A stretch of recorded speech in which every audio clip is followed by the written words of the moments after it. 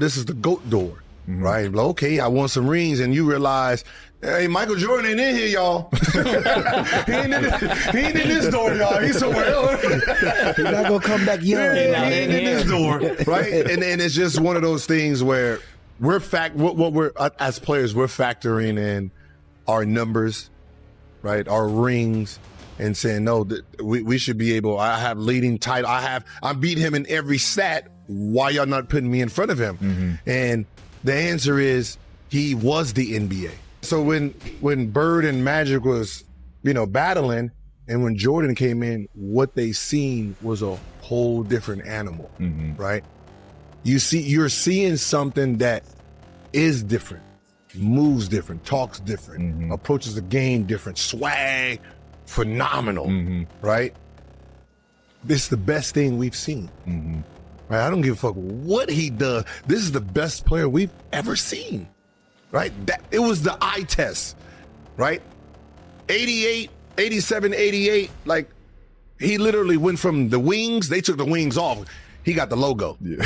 They gave him a logo in 88. People don't realize that he got the logo in 88, right? They took the wings off and say, you got Jordan, right? So that whole campaign, and that is considered the greatest individual year anybody could have had. That's when he became the best player ever. There was no ring. The rings is just what they get to use now. 6, it was just the way he did it. He carried what we have now, solo mission. It's hard to beat solo mission with stats. LeBron can win 6 rings right now, but he won solo. They're not giving it to him. Yeah. Right? You're not giving a dude who started this joint. Yeah. Right? It's just it's tough to do. It's tough. Yeah. Right? So basically everybody just fighting for second. Yeah. That's an interesting take. But you're talking about 88, 89, right? They're saying he's the best player in the world who's ever played this game. You got somebody with 11 rings. They're like, oh, I did against white folks. Right? Then you have, same thing with Wilt. No matter what it is, it wasn't against like 78 when it merged and you had the best in the world all in one building. That's when stats really mattered. Yeah. When everybody in the world is all together. Yeah. Right? Julius Erving, all of them, George Gervin. Yeah, now we're going to see. So when he came and like, oh, what's this? This is God right here. This him. Yeah. The problem ain't that you're fighting for, his greatness. You're saying all his positives on why he is, but everybody's negative on why they shouldn't be. Right? That's the problem. Why you got to use all the negatives on why this person can't be Jordan.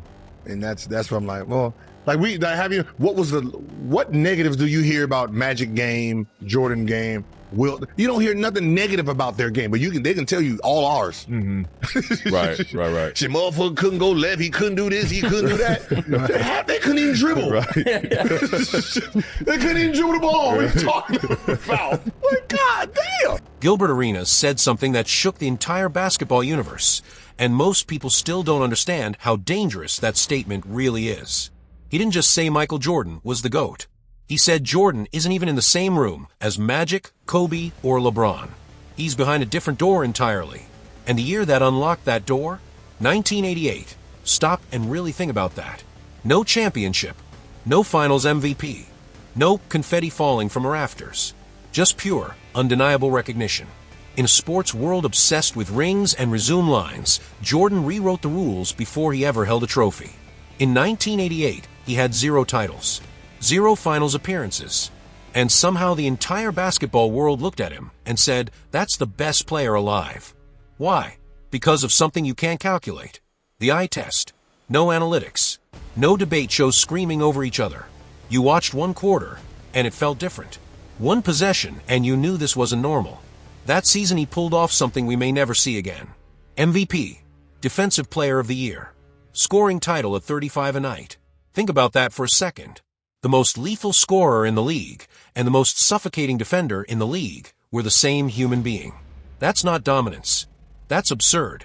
Imagine being his opponent that year. You knew the storm was coming. He was going to attack the rim, hang in the air longer than physics allowed, and embarrass you in front of millions. And if you somehow survived that possession, He was picking your pocket on the other end, erasing your shot, stripping not just the ball but your confidence. He didn't just beat teams. He broke them mentally. That's why 1988 matters.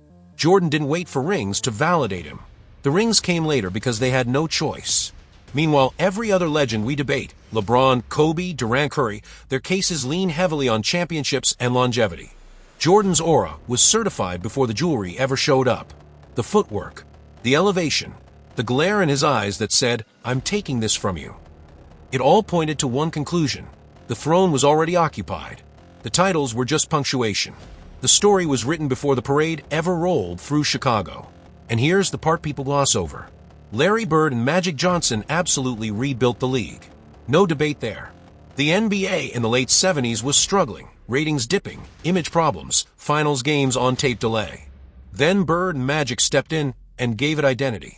Showtime versus blue-collar toughness. Coast versus coast. They made the NBA matter again. But Jordan turned it into a global belief system. Bird and Magic gave the league life support. Jordan gave it immortality. When he stepped on the court, basketball became theater. It became art and violence blended into one. His hang time wasn't athleticism, it was mythology.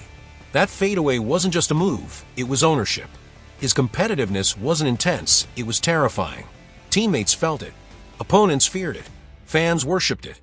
And then 1988 changed culture forever. The Jumpman logo launched, and suddenly Jordan wasn't just a player. He was a symbol. Sneakers weren't shoes anymore, they were identity. Kids who never watched a full game knew that silhouette midair. That's not marketing. That's cultural takeover. Magic and Bird revived the NBA. Jordan exported it to the planet. From playgrounds in New York to courts in Paris to gyms in Manila, basketball became a shared language because of him. You didn't just watch the NBA. You believed in it. And that's why when we debate the GOAT, it can't just be about stats and rings. It has to be about impact. Jordan didn't just dominate competition. He reshaped the ecosystem. And when people say LeBron faced tougher competition, that's where things get uncomfortable. The narrative says Jordan's era was soft, that he didn't deal with super teams or modern athleticism. But actually look at the road he had to travel. It wasn't easy, it was brutal. The Detroit Pistons weren't just physical. They were punishing. The Jordan rules weren't a compliment, they were survival tactics. Elbows, body checks, hard fouls every possession. They tried to break him psychologically and physically. Most stars would have cracked under that pressure. Most would have adjusted their game to survive. Jordan adjusted to conquer. And if you think that doesn't matter in this debate, you're missing the entire point. So here's the real question, and I want you in the comments on this. Was 1988 the moment the GOAT debate quietly ended before it even began? Or are we still arguing because we're afraid to admit what the game already decided? Jordan didn't just survive the punishment from Detroit. He absorbed it, adjusted, and then wiped them off the map. Once he finally broke through the bad boys, that dynasty was finished. Done. And then waiting for him. The Boston Celtics, a roster dripping with Hall of Fame talent, a team so stacked it looked unfair. Early on, even Jordan couldn't topple them alone, until that night in Boston Garden when he dropped 63 and made Larry Bird call him God disguised as Michael Jordan. Think about that. That wasn't media hype. That was an all-time great admitting he'd just witnessed something supernatural. And then came Showtime. The Lakers, the glamour franchise, the face of the league. In 1991, Jordan didn't ask for the spotlight, he took it. Ripped it straight from Magic's hands and never returned it. From that moment forward, it wasn't Magic's NBA. It was his. And look at the bodies left behind. Clyde Drexler, Charles Barkley, Gary Payton, Karl Malone, John Stockton, Hall of Famers, MVPs, legends who thought their moment had finally arrived. And every single one walked away with the same scar, a finals loss to number 23. Now compare that to LeBron's finals record. Yes, he faced monsters. Yes, he battled super teams. But 6 losses on the biggest stage still exist. Jordan never let that happen. 6 trips, 6 rings, 6 finals MVPs. Every time the lights were brightest, he owned the stage. Those weren't empty victories. They came against legends whose plaques sit in Springfield. LeBron ran into great teams. Jordan stared down great players and denied every single one. His climb to immortality wasn't smooth. It was brutal. His era was filled with champions in waiting. In any other timeline, those guys have rings. In Jordan's timeline, they were stepping stones. And this is where the debate usually gets hijacked by numbers. Eye test versus stat sheet. Efficiency ratings. Career totals. Longevity graphs. Especially from LeBron supporters, because on paper, 20-plus years of greatness looks overwhelming.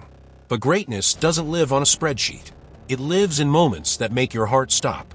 The eye test asks a ruthless question. When you watched him, did it feel like you were watching the greatest ever? With Jordan, there was no hesitation. The switch hands layup in 1991. The shrug after 6 threes against Portland. The flu game in 97, 38 points on a body that looked ready to collapse. The final shot in 98, freezing time over Utah. That's not data. That's mythology. You didn't analyze Jordan. You experienced him. LeBron's case is built on accumulation. Jordan's was built on eruption. He didn't need 2 decades. He compressed dominance into a decade of chaos. 13 seasons in Chicago. 6 titles. 10 scoring crowns. 6 finals MVPs. Peak stacked on peak. And even if you want to talk stats, they don't hurt him. They amplify him. Highest scoring average in league history. 9 all-defensive first-team selections. A defensive player of the year. Undefeated in the finals. The numbers don't create the legend. They confirm it. And here's something nobody can answer cleanly. Every legend has a flaw. Larry Bird wasn't elite athletically. Shaq struggled at the line. Kobe forced tough shots. LeBron has faced endless scrutiny over finals losses and that killer instinct debate. So what was Jordan's weakness? Go ahead. Find it. Offensively, he had every weapon imaginable. Explosive at the rim. Surgical in the mid-range. That fadeaway wasn't just reliable, it was automatic. A shot defenders knew was coming and still couldn't stop. He punished mismatches, devoured double teams, and made elite defenders look average. And defensively, he was just as vicious. 9 all-defensive first teams. A 1988 Defensive Player of the Year. He hounded scorers, jumped passing lanes, and turned steals into humiliation in seconds. He guarded 1 through 3 without blinking. And then there were the intangibles, the part you can't quantify, but you can always feel. His conditioning, his obsession, his competitiveness that somehow intensified under pressure instead of cracking. 6 finals. 6 finals MVPs. Not once did the stage swallow him. Every other superstar has something critics can latch onto. With Jordan, there's nothing clean to attack. He wasn't the tallest. He wasn't the strongest. But he was the most complete. Skill, athleticism, mentality, will, all fused together. That's why his status feels untouchable. You can debate eras all day. You can twist numbers however you want. But perfection is hard to argue against. And Jordan came closer to basketball perfection than anyone we've ever seen. And then there's the killer instinct, the one trait no stack and capture and no player has fully replicated. Jordan didn't just want to win. He wanted to crush you, break your spirit, make you question why you ever thought you belonged on his court. Regular season, preseason, finals, it didn't matter. Every possession was personal. You talk trash? He remembers. You get compared to him? He remembers.